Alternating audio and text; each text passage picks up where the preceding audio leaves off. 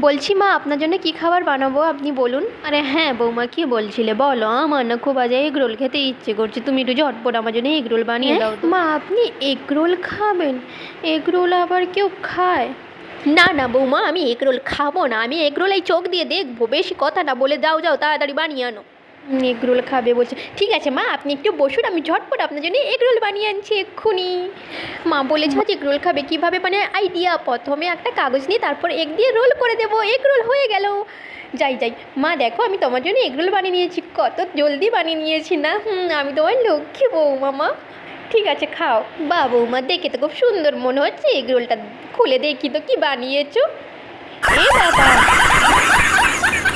হায়, এটা egg roll হয়েছে। তুমি বাপের জন্ম কখনো এগ রোল খাওনি, আর এগ রোল বানাতেও তুমি শেখোনি।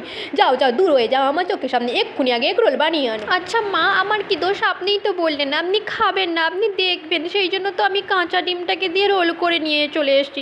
মা ভীষণ রেগে গেছে মনে হয়, আমি কাঁচা ডিমটাই রোল করেছিলাম বলে। ঠিক আছে, আমি ডিমটা ভেজে রোল করে নিয়ে যাই, তাহলে মা ভীষণ খুশি হয়ে যাবে। যাই যাই জলদি মাকে রোল। ঠিক আছে ধরুন মা। হ্যাঁ, কী রোল বানিয়েছো বৌমা তুমি? এই এগকে ভেজে তুমি রোল করে দিয়েছো? তোমার কি বাবার বাড়িতে কোনো কাজকর্ম শেখায়নি? তোমার কি একটু মাথাতে কোনো বুদ্ধি হবে না? থাক থাক, আর তোমাকে রোল বানিয়ে খাওয়াতে হবে না, আমি নিজেই বানিয়ে খাই নেবো তোমাকে। ছোটো কোটি বনাম, আমি তীর্থস্থানে চলে যাবো। এরকম এগরোল বারবার বানিয়ে দিলে শাশুড়ি আর তোমার হাতে এগরোল খেতেই চাইবে না। তাই এরকম ভিডিও দেখার জন্য লাইক কমেন্ট সাবস্ক্রাইব অবশ্যই করো। Tata bye bye.